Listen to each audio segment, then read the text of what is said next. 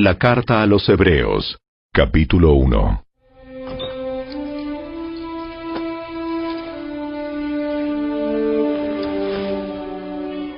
Hace mucho tiempo, Dios habló muchas veces y de diversas maneras a nuestros antepasados por medio de los profetas.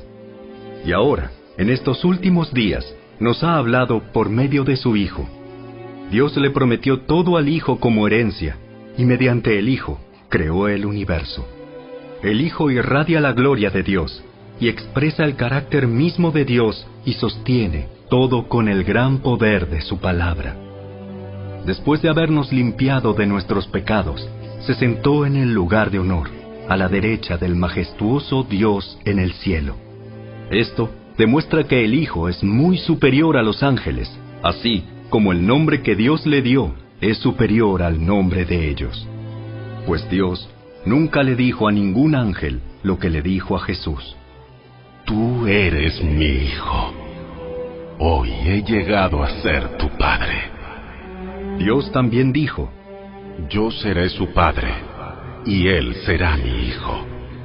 Además, cuando trajo a su Hijo Supremo al mundo, Dios dijo, que lo adoren todos los ángeles de Dios.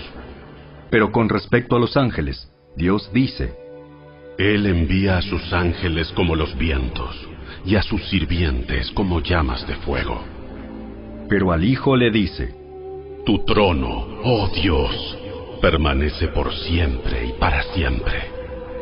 Tú gobiernas con un cetro de justicia. Amas la justicia y odias la maldad. Por eso, oh Dios, tu Dios te ha ungido derramando el aceite de alegría sobre ti más que sobre cualquier otro. También le dice al Hijo, Señor, en el principio echaste los cimientos de la tierra y con tus manos formaste los cielos. Ellos dejarán de existir, pero tú permaneces para siempre. Ellos se desgastarán como ropa vieja. Los doblarás como un manto y los desecharás como ropa usada. Pero tú siempre eres el mismo. Tú vivirás para siempre. Además, Dios nunca le dijo a ninguno de los ángeles, siéntate en el lugar de honor a mi derecha, hasta que humille a tus enemigos y los ponga por debajo de tus pies. Por lo tanto, los ángeles solo son sirvientes, espíritus enviados para cuidar a quienes heredarán la salvación.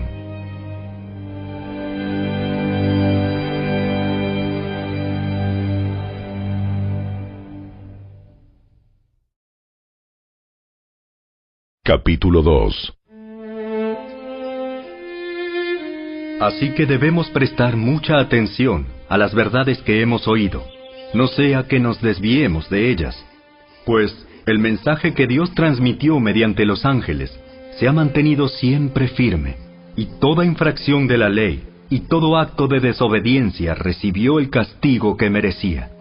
Entonces, ¿qué nos hace pensar que podemos escapar si descuidamos esta salvación tan grande, que primeramente fue anunciada por el mismo Señor Jesús y luego nos fue transmitida por quienes lo oyeron hablar? Además, Dios confirmó el mensaje mediante señales, maravillas, diversos milagros y dones del Espíritu Santo, según su voluntad. Es más, no son los ángeles quienes gobernarán el mundo futuro del cual hablamos, porque en cierto lugar, las Escrituras dicen, ¿qué son los simples mortales para que pienses en ellos, o un hijo de hombre para que de él te ocupes? Sin embargo, los hiciste un poco menor que los ángeles, y los coronaste de gloria y honor. Le diste autoridad sobre todas las cosas. Ahora bien, cuando dice todas las cosas, significa que nada queda afuera. Pero todavía no vemos que todas las cosas sean puestas bajo su autoridad. No obstante, lo que sí vemos es a Jesús, a quien se le dio una posición un poco menor que los ángeles, y debido a que sufrió la muerte por nosotros, ahora está coronado de gloria y honor. Efectivamente, por la gracia de Dios, Jesús conoció la muerte por todos. Dios, para quien y por medio de quien todo fue hecho, eligió llevar a muchos hijos a la gloria. convenía a Dios que, mediante el sufrimiento, hiciera a Jesús un líder perfecto, apto para llevarlos a la salvación. Por lo tanto, Jesús y los que Él hace santos tienen el mismo Padre. Por esa razón, Jesús no se avergüenza de llamarlos sus hermanos, pues le dijo a Dios: Anunciaré tu nombre a mis hermanos. Entre tu pueblo reunido te alabaré. También dijo: Pondré mi confianza en Él, es decir, yo y los hijos que Dios me ha dado. Debido a que los hijos de Dios son seres humanos, hechos de carne y sangre, el Hijo también se hizo de carne y sangre. Pues sólo como ser humano podía morir, y sólo mediante la muerte podía quebrantar el poder del diablo, quien tenía el poder sobre la muerte. Únicamente de esa manera el Hijo podía libertar a todos los que vivían esclavizados por temor a la muerte. También sabemos que el Hijo no vino para ayudar a los ángeles, sino que vino para ayudar a los descendientes de Abraham. Por lo tanto, era necesario que en todo sentido Él se hiciera semejante a nosotros, sus hermanos, para que fuera nuestro sumo sacerdote fiel y misericordioso delante de Dios. Entonces, podría ofrecer un sacrificio que quitaría los pecados del pueblo. Debido a que Él mismo ha pasado por sufrimientos y pruebas, puede ayudarnos cuando pasamos por pruebas.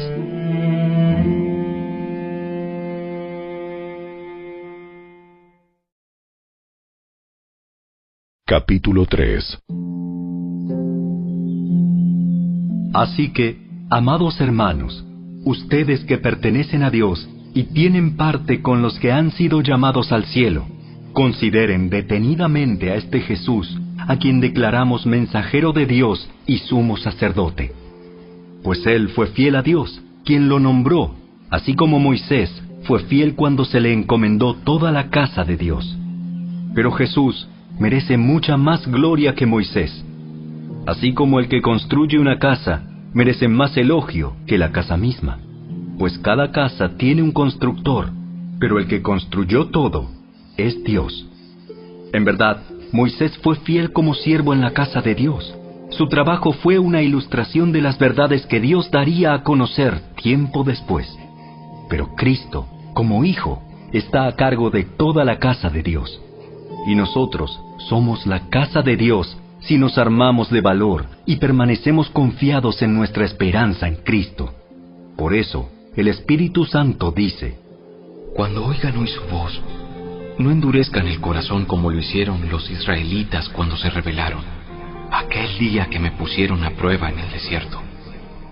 Allí sus antepasados me tentaron y pusieron a prueba mi paciencia, a pesar de haber visto mis milagros durante 40 años.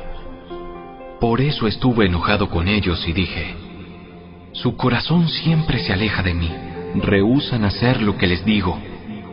Así que en mi enojo juré: ellos nunca entrarán en mi lugar de descanso.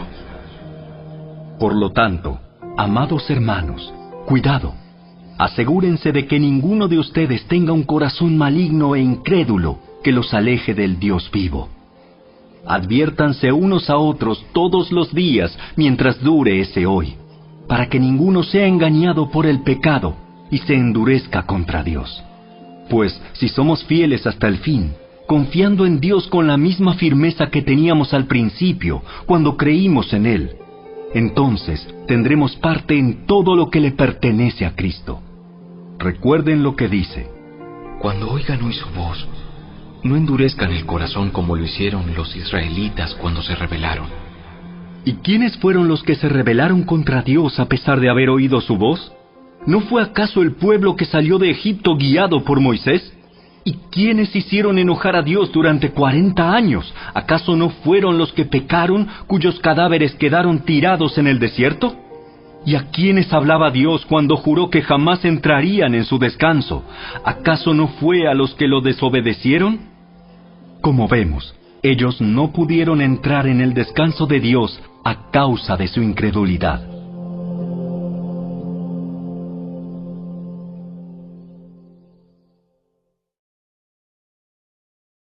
Capítulo 4. Todavía sigue vigente la promesa que hizo Dios de entrar en su descanso.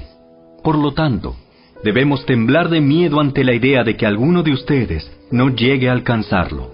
Pues esta buena noticia del descanso que Dios ha preparado se nos ha anunciado tanto a ellos como a nosotros. Pero a ellos no les sirvió de nada porque no tuvieron la fe de los que escucharon a Dios. Pues solo los que creemos podemos entrar en su descanso. En cuanto a los demás, Dios dijo: En mi enojo juré, ellos nunca entrarán en mi lugar de descanso. Si bien ese descanso está preparado desde que Él hizo el mundo, sabemos que está preparado debido al pasaje en las Escrituras que menciona el séptimo día. Cuando llegó el séptimo día, Dios descansó de toda su labor. Pero en el otro pasaje Dios dijo: ellos nunca entrarán en mi lugar de descanso. Así que el descanso de Dios está disponible para que la gente entre, pero los primeros en oír esta buena noticia no entraron porque desobedecieron a Dios. Entonces Dios fijó otro tiempo para entrar en su descanso, y ese tiempo es hoy.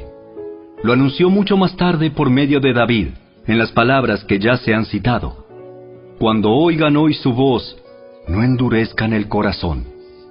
Ahora bien, si Josué hubiera logrado darles ese descanso, Dios no habría hablado de otro día de descanso aún por venir.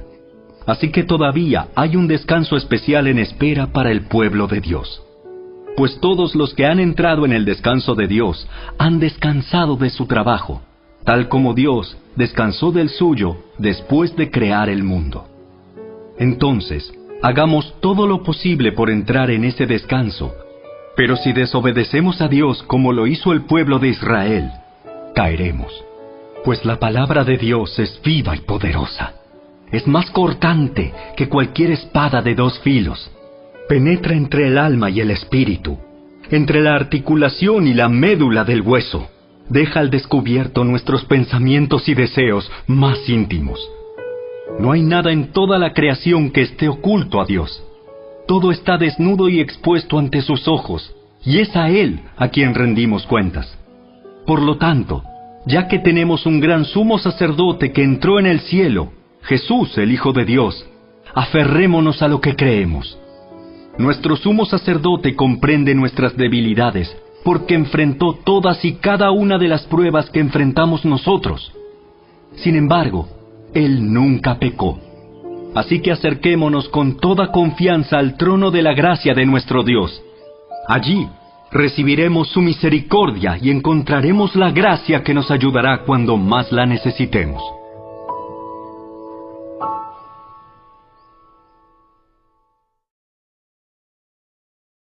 Capítulo 5. Todo sumo sacerdote es un hombre escogido para representar a otras personas en su trato con Dios. Él presenta a Dios las ofrendas de esas personas y ofrece sacrificios por los pecados. Y puede tratar con paciencia a los ignorantes y descarriados, porque él también está sujeto a las mismas debilidades. Por esa razón, debe ofrecer sacrificios tanto por sus propios pecados como por los del pueblo. Y nadie puede llegar a ser sumo sacerdote solo porque desee tener ese honor.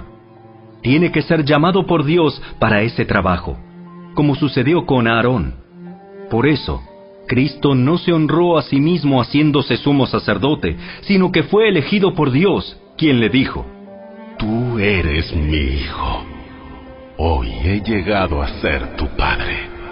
Y en otro pasaje, Dios le dijo: Tú eres sacerdote para siempre, según el orden de Melquisedec. Mientras estuvo aquí en la tierra, Jesús ofreció oraciones y súplicas con gran clamor y lágrimas al que podía rescatarlo de la muerte. Y Dios oyó sus oraciones por la gran reverencia que Jesús le tenía. Aunque era hijo de Dios, Jesús aprendió obediencia por las cosas que sufrió. De ese modo, Dios lo hizo apto para ser el sumo sacerdote perfecto, y Jesús llegó a ser la fuente de salvación eterna para todos los que le obedecen. Y Dios lo designó sumo sacerdote según el orden de Melquisedec. Nos gustaría decir mucho más sobre este tema, pero es difícil de explicar, sobre todo porque ustedes Son torpes espiritualmente y tal parece que no escuchan. Hace tanto que son creyentes que ya deberían estar enseñando a otros. En cambio, necesitan que alguien vuelva a enseñarles las cosas básicas de la palabra de Dios. Son como niños pequeños que necesitan leche y no pueden comer alimento sólido, pues el que se alimenta de leche sigue siendo bebé y no sabe cómo hacer lo correcto. El alimento sólido es para los que son maduros, los que a fuerza de práctica están capacitados para distinguir entre lo bueno y lo malo.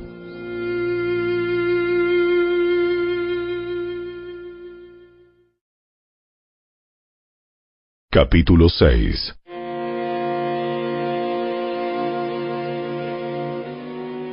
Así que dejemos de repasar una y otra vez las enseñanzas elementales acerca de Cristo. Por el contrario, sigamos adelante hasta llegar a ser maduros en nuestro entendimiento. No puede ser que tengamos que comenzar de nuevo con los importantes cimientos acerca del arrepentimiento de las malas acciones y de tener fe en Dios. Ustedes tampoco necesitan más enseñanza acerca de los bautismos, la imposición de manos, la resurrección de los muertos y el juicio eterno.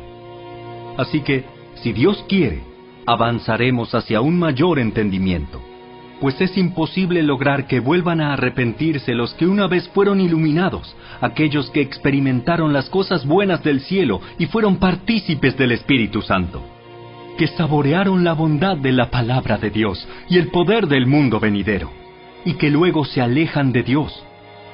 Es imposible lograr que esas personas vuelvan a arrepentirse.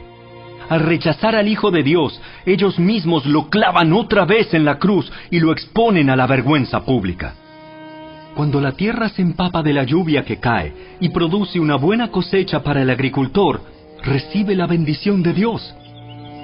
En cambio, el campo que produce espinos y cardos no sirve para nada. El agricultor no tardará en maldecirlo y quemarlo. Queridos amigos, aunque hablamos de este modo, no creemos que esto se aplica a ustedes. Estamos convencidos de que ustedes están destinados para cosas mejores, las cuales vienen con la salvación. Pues Dios no es injusto. No olvidará con cuánto esfuerzo han trabajado para Él y cómo han demostrado su amor por Él, sirviendo a otros creyentes como todavía lo hacen. Nuestro gran deseo es que sigan amando a los demás mientras tengan vida, para asegurarse de que lo que esperan se hará realidad. Entonces, no se volverán torpes ni indiferentes espiritualmente. En cambio, seguirán el ejemplo de quienes gracias a su fe y perseverancia heredarán las promesas de Dios. Por ejemplo, estaba la promesa que Dios le hizo a Abraham. Como no existía nadie superior a Dios por quien jurar, Dios juró por su propio nombre, diciendo: Ciertamente te bendeciré y multiplicaré tu descendencia hasta que sea incontable. Entonces Abraham esperó con paciencia y recibió lo que Dios le había prometido. Ahora bien, cuando las personas hacen un juramento, invocan a alguien superior a ellas para obligarse a cumplirlo. Y no cabe ninguna duda de que ese juramento conlleva una obligación. Dios también se comprometió mediante un juramento para que los que recibieran la promesa pudieran estar totalmente seguros de que Él jamás cambiaría de parecer. Así que Dios ha hecho ambas cosas, la promesa y el juramento. Estas dos cosas no pueden cambiar, porque es imposible que Dios mienta. Por lo tanto, los que hemos acudido a Él en busca de refugio, podemos estar bien confiados aferrándonos a la esperanza que está delante de nosotros. Esta esperanza es un ancla firme y confiable para el alma. Nos conduce a través de la cortina al santuario interior de Dios. Jesús ya entró allí por nosotros. Él ha llegado a ser nuestro eterno sumo sacerdote, según el orden de Melquisedec.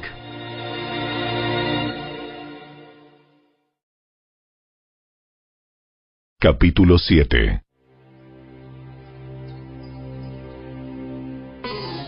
Este Melquisedec fue rey de la ciudad de Salem y también sacerdote del Dios Altísimo. Cuando Abraham regresaba triunfante de una gran batalla contra los reyes, Melquisedec salió a su encuentro y lo bendijo. Después Abraham tomó la 10ª parte de todo lo que había capturado en la batalla y se la dio a Melquisedec. El nombre Melquisedec significa Rey de Justicia, y Rey de Salem significa Rey de Paz. No hay registro de su padre ni de su madre, ni de ninguno de sus antepasados. No hay principio ni fin de su vida. A semejanza del Hijo de Dios, sigue siendo sacerdote para siempre. Consideren entonces la grandeza de este Melquisedec. Incluso Abraham, el gran patriarca de Israel, reconoció esto al entregarle la 10ª parte de lo que había capturado en la batalla. Ahora bien, la ley de Moisés exigía que los sacerdotes, que son descendientes de Leví, le cobraran el diezmo al resto del pueblo de Israel, quienes también son descendientes de Abraham. Sin embargo, Melquisedec, que no era descendiente de Leví, recibió de Abraham la 10ª parte. Y Melquisedec bendijo a Abraham, quien ya había recibido las promesas de Dios.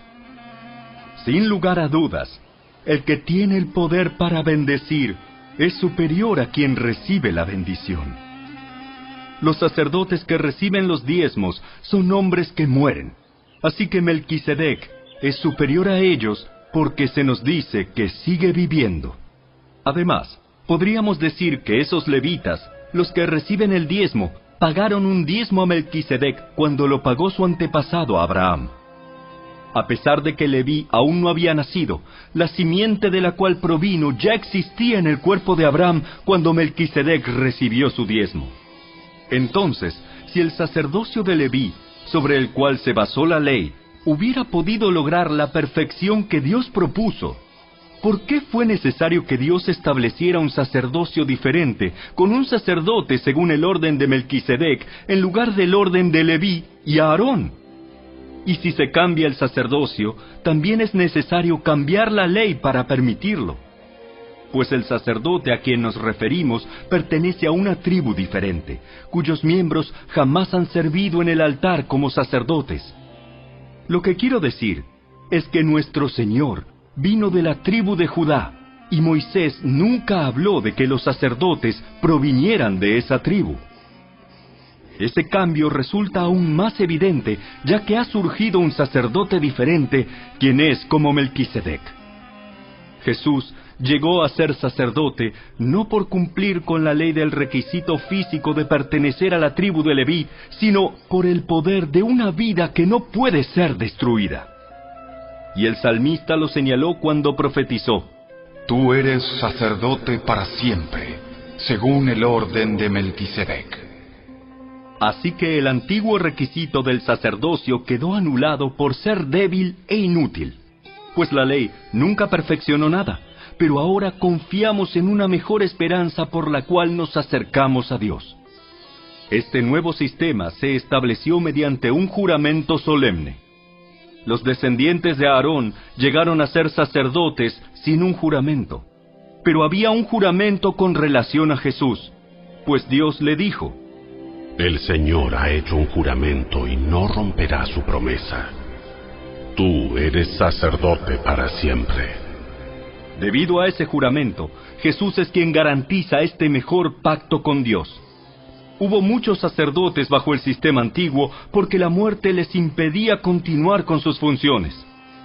Pero dado que Jesús vive para siempre, su sacerdocio dura para siempre. Por eso puede salvar, una vez y para siempre, a los que vienen a Dios por medio de Él, quien vive para siempre a fin de interceder con Dios a favor de ellos. Él es la clase de sumo sacerdote que necesitamos, porque es santo y no tiene culpa ni mancha de pecado. Él ha sido apartado de los pecadores y se le ha dado el lugar de más alto honor en el cielo. A diferencia de los demás sumos sacerdotes, no tiene necesidad de ofrecer sacrificios cada día. Ellos los ofrecían primero por sus propios pecados y luego por los del pueblo. Sin embargo, Jesús lo hizo una vez y para siempre, cuando se ofreció a sí mismo como sacrificio por los pecados del pueblo. La ley nombra a sumos sacerdotes que están limitados por debilidades humanas, Pero después de que la ley fue entregada, Dios nombró a su Hijo mediante un juramento, y su Hijo ha sido hecho el perfecto sumo sacerdote para siempre.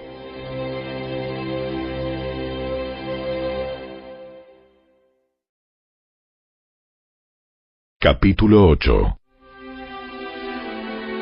El punto principal es el siguiente. Tenemos un sumo sacerdote quien se sentó en el lugar de honor, a la derecha del trono del Dios majestuoso en el cielo. Allí sirve como ministro en el tabernáculo del cielo, el verdadero lugar de adoración construido por el Señor y no por manos humanas. Ya que es deber de todo sumo sacerdote presentar ofrendas y sacrificios, nuestro sumo sacerdote también tiene que presentar una ofrenda. Si estuviera aquí en la tierra, ni siquiera sería sacerdote, porque ya hay sacerdotes que presentan las ofrendas que exige la ley. Ellos sirven dentro de un sistema de adoración que es solo una copia, una sombra del verdadero que está en el cielo. Pues cuando Moisés estaba por construir el tabernáculo, Dios le advirtió lo siguiente: asegúrate de hacer todo según el modelo que te mostré aquí en la montaña. Pero ahora a Jesús, nuestro sumo sacerdote, se le ha dado un ministerio que es muy superior al sacerdocio antiguo, porque Él es mediador a nuestro favor de un mejor pacto con Dios basado en promesas mejores. Si el primer pacto no hubiera tenido defectos, no habría sido necesario reemplazarlo con un segundo pacto. Pero cuando Dios encontró defectos en el pueblo, dijo: se acerca el día en que haré un nuevo pacto con el pueblo de Israel y de Judá. Este pacto no será como el que hice con sus antepasados, cuando los tomé de la mano y los saqué de la tierra de Egipto. Ellos no permanecieron fieles a mi pacto, por eso les di la espalda. Pero este es el nuevo pacto que haré con el pueblo de Israel en ese día.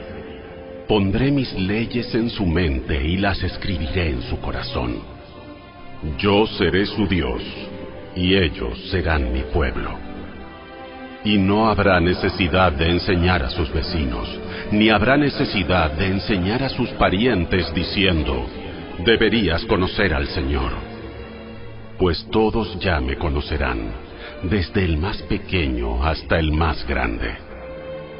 Perdonaré sus maldades y nunca más me acordaré de sus pecados. Cuando Dios habla de un nuevo pacto, quiere decir que ha hecho obsoleto al primero, el cual ha caducado y pronto desaparecerá.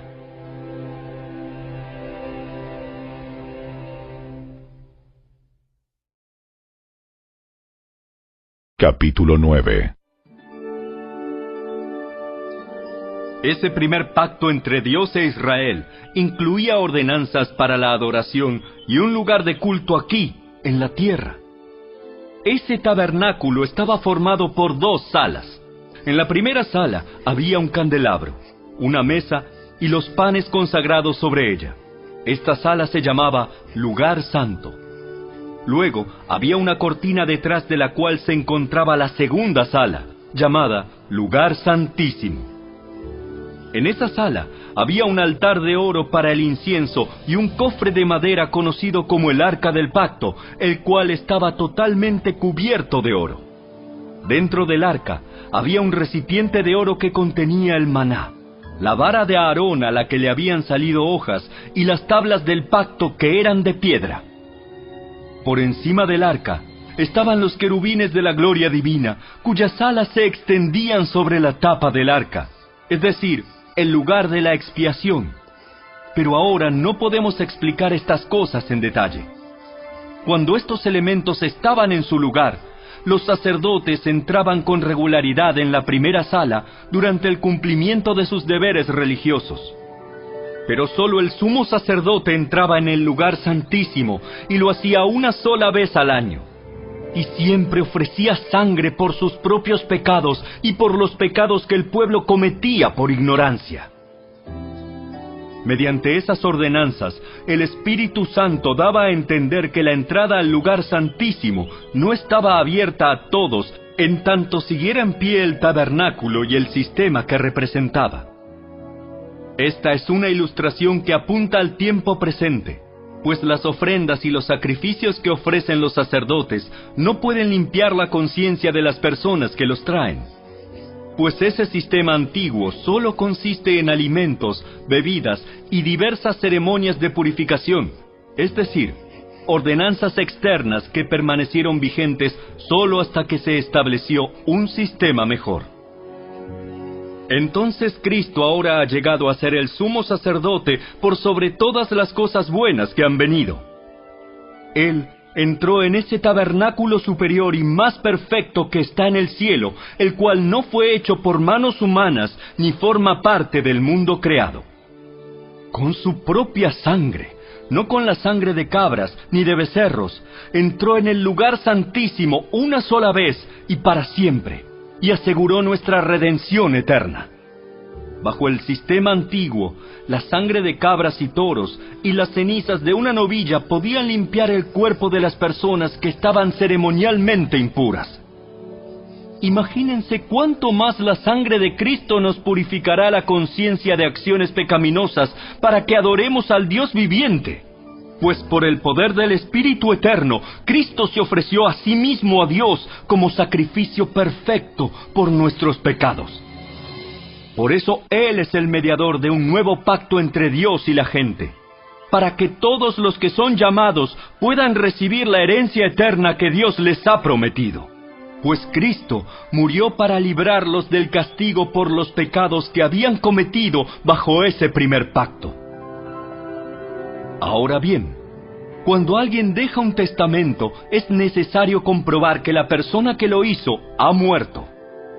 El testamento solo entra en vigencia después de la muerte de la persona. Mientras viva el que lo hizo, el testamento no puede entrar en vigencia. Por eso, aún el primer pacto fue puesto en vigencia con la sangre de un animal. Pues después de que Moisés había leído cada uno de los mandamientos de Dios a todo el pueblo, tomó la sangre de los becerros y las cabras junto con agua y roció tanto el libro de la ley de Dios como a todo el pueblo con ramas de hisopo y lana de color escarlata. Entonces dijo: Esta sangre confirma el pacto que Dios ha hecho con ustedes. De la misma manera, roció con la sangre el tabernáculo y todo lo que se usaba para adorar a Dios. De hecho, según la ley de Moisés, casi todo se purificaba con sangre, porque sin derramamiento de sangre no hay perdón. Por esa razón, el tabernáculo y todo lo que en él había, que eran copias de las cosas del cielo, debían ser purificados mediante la sangre de animales. Pero las cosas verdaderas del cielo debían ser purificadas mediante sacrificios superiores a la sangre de animales. Pues Cristo no entró en un lugar santo hecho por manos humanas, que era solo una copia del verdadero que está en el cielo. Él entró en el cielo mismo para presentarse ahora delante de Dios a favor de nosotros. Y no entró en el cielo para ofrecerse a sí mismo una y otra vez, como lo hace el sumo sacerdote aquí en la tierra, que entra en el lugar santísimo año tras año con la sangre de un animal. Si eso hubiera sido necesario, Cristo tendría que haber sufrido la muerte una y otra vez desde el principio del mundo. Pero ahora, en el fin de los tiempos, Cristo se presentó una sola vez y para siempre, para quitar el pecado mediante su propia muerte en sacrificio. Y así como cada persona está destinada a morir una sola vez y después vendrá el juicio, así también Cristo fue ofrecido una sola vez y para siempre, a fin de quitar los pecados de muchas personas. Cristo vendrá otra vez, no para ocuparse de nuestros pecados, sino para traer salvación a todos los que esperan con anhelo su venida.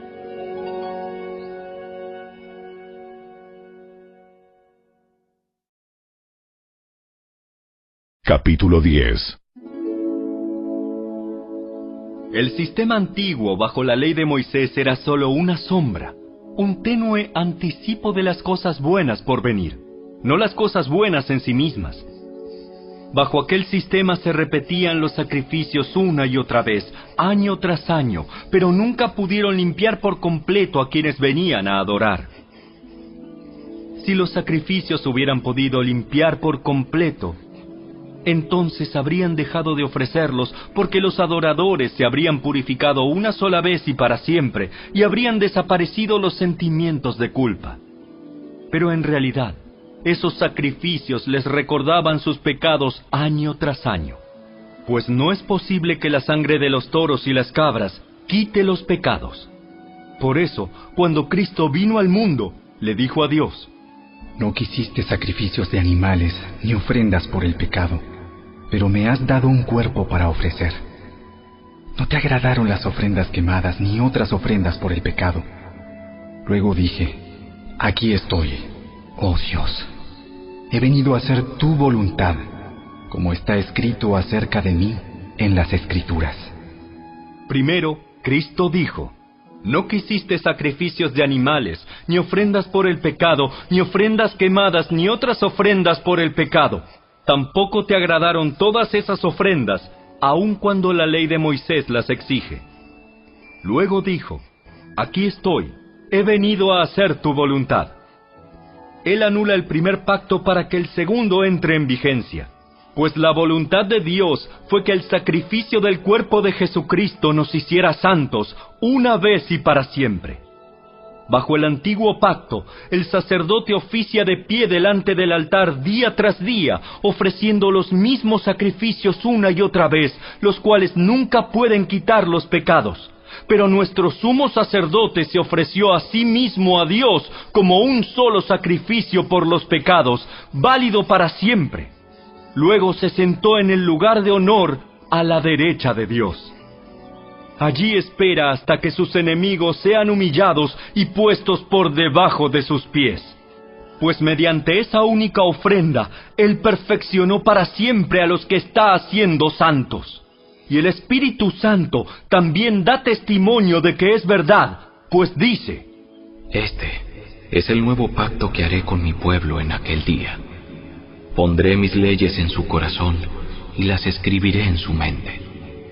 Después dice: Nunca más me acordaré de sus pecados y sus transgresiones. Y cuando los pecados han sido perdonados, ya no hace falta ofrecer más sacrificios.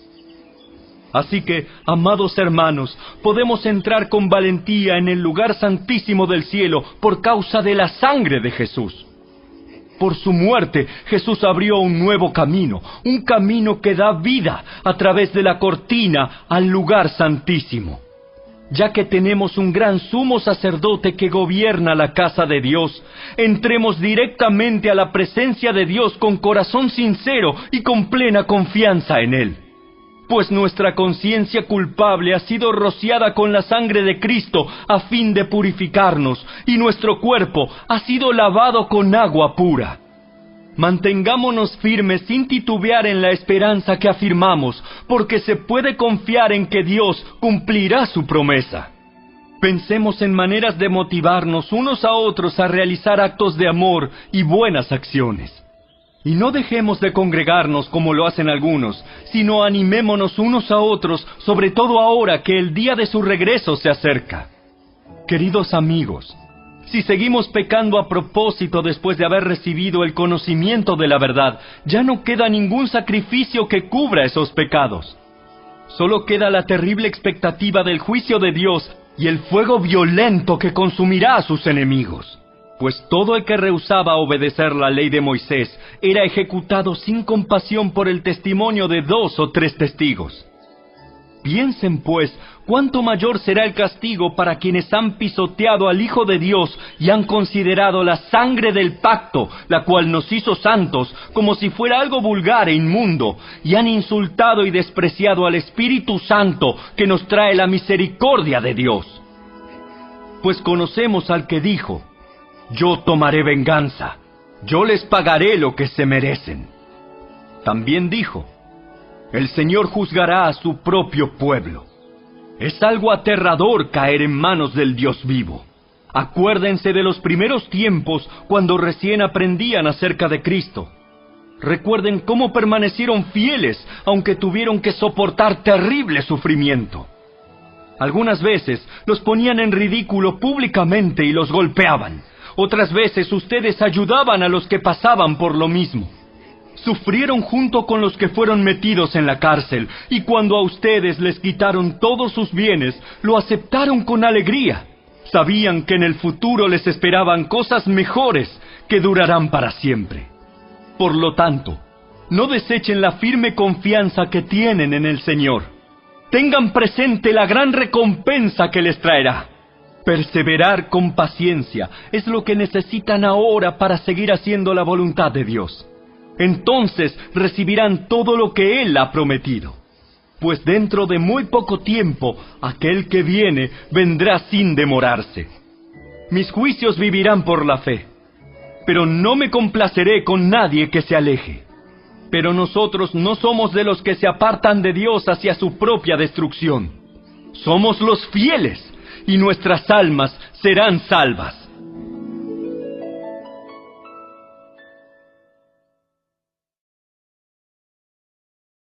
Capítulo 11.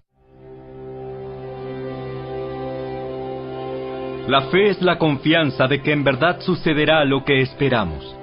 Es lo que nos da la certeza de las cosas que no podemos ver. Por su fe, la gente de antaño gozó de una buena reputación. Por la fe entendemos que todo el universo fue formado por orden de Dios, de modo que lo que ahora vemos no vino de cosas visibles.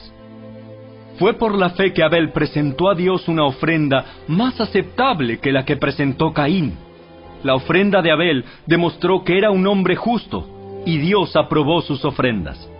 Aunque Abel murió hace mucho tiempo, todavía nos habla por su ejemplo de fe. Fue por la fe que Enoc ascendió al cielo sin morir. Desapareció porque Dios se lo llevó. Pues antes de ser llevado, lo conocían como una persona que agradaba a Dios. De hecho, sin fe es imposible agradar a Dios. Todo el que desea acercarse a Dios debe creer que Él existe y que Él recompensa a los que lo buscan con sinceridad.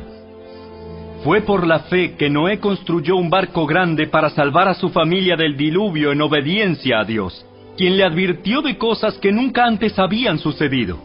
Por su fe, Noé condenó al resto del mundo y recibió la justicia que viene por la fe. Fue por la fe que Abraham obedeció cuando Dios lo llamó para que dejara su tierra y fuera a otra que él le daría por herencia. Se fue sin saber a dónde iba.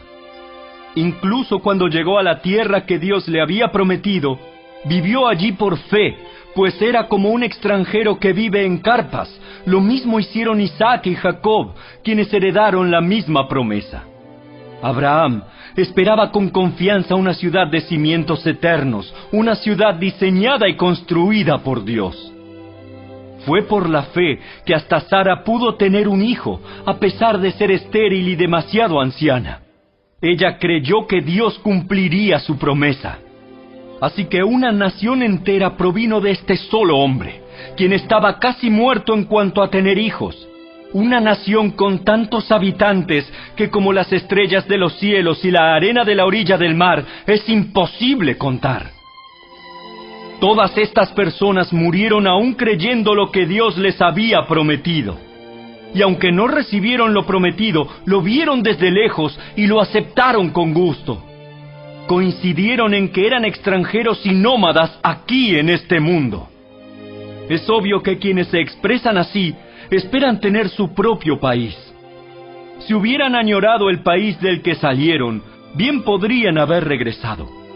Sin embargo, buscaban un lugar mejor, una patria celestial. Por eso, Dios no se avergüenza de ser llamado el Dios de ellos, pues les ha preparado una ciudad. Fue por la fe que Abraham ofreció a Isaac en sacrificio cuando Dios lo puso a prueba. Abraham, quien había recibido las promesas de Dios, estuvo dispuesto a sacrificar a su único hijo, Isaac, aun cuando Dios le había dicho: Isaac es el hijo mediante el cual procederán tus descendientes. Abraham llegó a la conclusión de que si Isaac moría, Dios tenía el poder para volverlo a la vida, y en cierto sentido, Abraham recibió de vuelta a su hijo de entre los muertos. Fue por la fe que Isaac prometió a sus hijos Jacob y Esaú bendiciones para el futuro. Fue por la fe que Jacob, cuando ya era anciano y estaba por morir, bendijo a cada uno de los hijos de José y se inclinó para adorar, apoyado en su vara. Fue por la fe que José, cuando iba a morir, declaró con confianza que el pueblo de Israel saldría de Egipto. Incluso les mandó que se llevaran sus huesos cuando ellos salieran. Fue por la fe que cuando nació Moisés, sus padres lo escondieron durante 3 meses. Vieron que Dios les había dado un hijo fuera de lo común y no tuvieron temor de desobedecer la orden del rey. Fue por la fe que Moisés, cuando ya fue adulto, rehusó llamarse hijo de la hija del faraón. Prefirió ser maltratado con el pueblo de Dios a disfrutar de los placeres momentáneos del pecado. Consideró que era mejor sufrir por causa de Cristo que poseer los tesoros de Egipto, pues tenía la mirada puesta en la gran recompensa que recibiría. Fue por la fe que Moisés salió de la tierra de Egipto sin temer el enojo del rey. Siguió firme en su camino porque tenía los ojos puestos en el invisible. Fue por la fe que Moisés ordenó que el pueblo de Israel celebrara la Pascua y rociara con sangre los marcos de las puertas para que el ángel de la muerte no matara a ninguno de sus primeros hijos varones. Fue por la fe que el pueblo de Israel atravesó el Mar Rojo como si estuviera pisando tierra seca. Pero cuando los egipcios intentaron seguirlos, murieron todos ahogados. Fue por la fe que el pueblo de Israel marchó alrededor de Jericó durante 7 días y las murallas se derrumbaron. Fue por la fe que Rahab, la prostituta, no fue destruida junto con los habitantes de su ciudad que se negaron a obedecer a Dios, pues ella había recibido en paz a los espías. ¿Cuánto más les tengo que decir? Se necesitaría demasiado tiempo para contarles acerca de la fe de Gedeón, Barak, Sansón, Jefté, David, Samuel y todos los profetas. Por la fe, esas personas conquistaron reinos, gobernaron con justicia y recibieron lo que Dios les había prometido. Cerraron bocas de leones, apagaron llamas de fuego y escaparon de morir a filo de espada. Su debilidad se convirtió en fortaleza. Llegaron a ser poderosos en batalla e hicieron huir a ejércitos enteros. Hubo mujeres que recibieron otra vez con vida a sus seres queridos que habían muerto. Sin embargo, otros fueron torturados porque rechazaron negar a Dios a cambio de la libertad. Ellos pusieron su esperanza en una vida mejor que viene después de la resurrección. Algunos fueron ridiculizados y sus espaldas fueron laceradas con látigos. Otros fueron encadenados en prisiones. Algunos murieron apedreados. A otros los cortaron por la mitad con una sierra y a otros los mataron a espada. Algunos anduvieron vestidos con pieles de ovejas y cabras, desposeídos y oprimidos y maltratados. Este mundo no era digno de ellos. Vagaron por desiertos y montañas, se escondieron en cuevas y hoyos de la tierra. Debido a su fe, todas esas personas gozaron de una buena reputación, aunque ninguno recibió todo lo que Dios le había prometido. Pues Dios tenía preparado algo mejor para nosotros, de modo que ellos no llegaran a la perfección sin nosotros.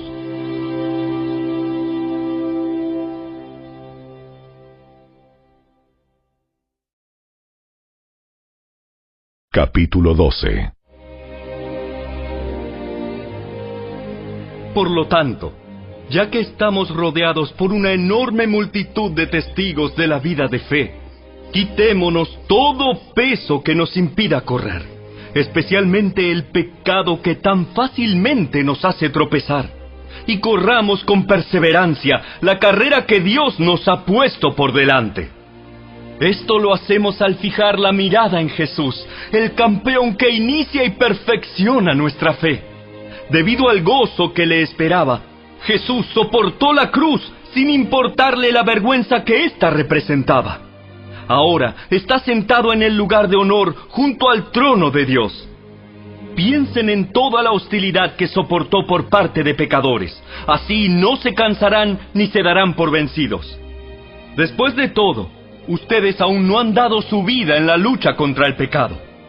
¿Acaso olvidaron las palabras de aliento con que Dios les habló a ustedes como a hijos? Él dijo: Hijo mío, no tomes a la ligera la disciplina del Señor, y no te des por vencido cuando te corrige. Pues el Señor disciplina a los que ama y castiga a todo el que recibe como hijo.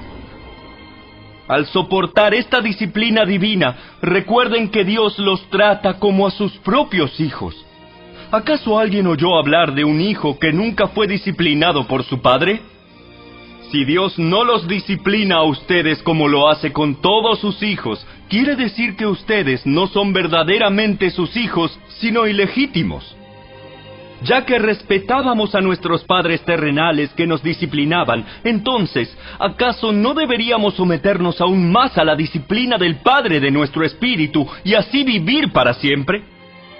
Pues nuestros padres terrenales nos disciplinaron durante algunos años e hicieron lo mejor que pudieron, pero la disciplina de Dios siempre es buena para nosotros, a fin de que participemos de su santidad. Ninguna disciplina resulta agradable a la hora de recibirla. Al contrario, es dolorosa, pero después produce la apacible cosecha de una vida recta para los que han sido entrenados por ella. Por lo tanto, renueven las fuerzas de sus manos cansadas y fortalezcan sus rodillas debilitadas.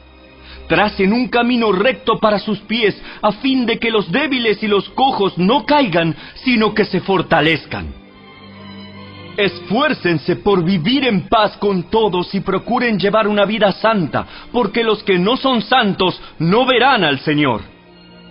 Cuídense unos a otros para que ninguno de ustedes deje de recibir la gracia de Dios. Tengan cuidado de que no brote ninguna raíz venenosa de amargura, la cual los trastorne a ustedes y envenene a muchos. Asegúrense de que ninguno sea inmoral ni profano como Esaú, que cambió sus derechos de primer hijo varón por un simple plato de comida. Ustedes saben que después, cuando quiso recibir la bendición de su padre, fue rechazado. Ya era demasiado tarde para arrepentirse, a pesar de que suplicó con lágrimas amargas.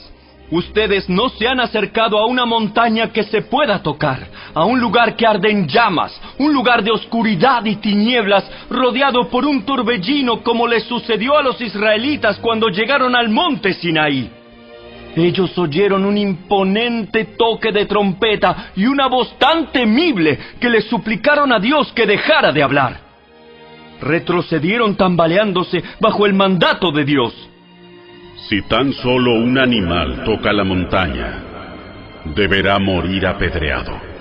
Incluso Moisés se asustó tanto de lo que vio que dijo: Estoy temblando de miedo. En cambio, ustedes han llegado al monte Sión, a la ciudad del Dios viviente, a la Jerusalén celestial, y a incontables miles de ángeles que se han reunido llenos de gozo. Ustedes han llegado a la congregación de los primogénitos de Dios, cuyos nombres están escritos en el cielo. Ustedes han llegado a Dios mismo, quien es el juez sobre todas las cosas. Ustedes han llegado a los espíritus de los justos, que están en el cielo y que ya han sido perfeccionados. Ustedes han llegado a Jesús, el mediador del nuevo pacto entre Dios y la gente, y también a la sangre rociada, que habla de perdón en lugar de clamar por venganza como la sangre de Abel. Tengan cuidado de no negarse a escuchar a aquel que habla, pues si el pueblo de Israel no escapó cuando se negó a escuchar a Moisés, el mensajero terrenal, ciertamente nosotros tampoco escaparemos si rechazamos a aquel que nos habla desde el cielo. Cuando Dios habló desde el monte Sinaí, su voz hizo temblar la tierra, pero ahora Él hace otra promesa. Una vez más, haré temblar no solo la tierra, sino también los cielos. Eso significa que toda la creación será agitada y removida para que solo permanezcan las cosas inconmovibles. Ya que estamos recibiendo un reino inconmovible, seamos agradecidos y agrademos a Dios adorándolo con santo temor y reverencia, porque nuestro Dios es un fuego que todo lo consume.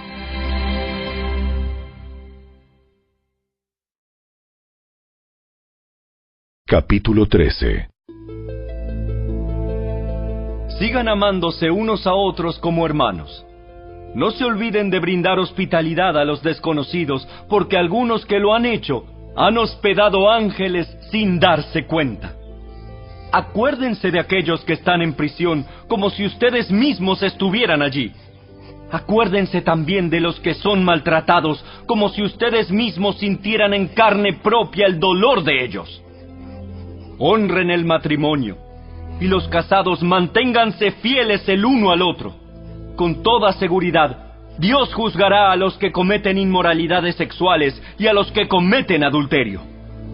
No amen el dinero, estén contentos con lo que tienen, pues Dios ha dicho: nunca te fallaré, jamás te abandonaré.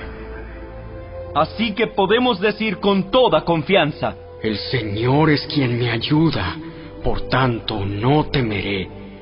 ¿Qué me puede hacer un simple mortal? Acuérdense de los líderes que les enseñaron la palabra de Dios. Piensen en todo lo bueno que haya resultado de su vida y sigan el ejemplo de su fe. Jesucristo es el mismo ayer, hoy y siempre. Así que no se dejen cautivar por ideas nuevas y extrañas. Su fortaleza espiritual proviene de la gracia de Dios y no depende de reglas sobre los alimentos que de nada sirven a quienes las siguen. Tenemos un altar del cual los sacerdotes del tabernáculo no tienen derecho a comer. Bajo el sistema antiguo, el sumo sacerdote llevaba la sangre de los animales al lugar santo como sacrificio por el pecado, y los cuerpos de esos animales se quemaban fuera del campamento. De igual manera, Jesús sufrió y murió fuera de las puertas de la ciudad para hacer santo a su pueblo mediante su propia sangre. Entonces, salgamos al encuentro de Jesús, fuera del campamento, y llevemos la deshonra que Él llevó. Pues este mundo no es nuestro hogar permanente. Esperamos el hogar futuro. Por lo tanto, por medio de Jesús, ofrezcamos un sacrificio continuo de alabanza a Dios, mediante el cual proclamamos nuestra lealtad a su nombre. Y no se olviden de hacer el bien, ni de compartir lo que tienen con quienes pasan necesidad. Estos son los sacrificios que le agradan a Dios. Obedezcan a sus líderes espirituales y hagan lo que ellos dicen.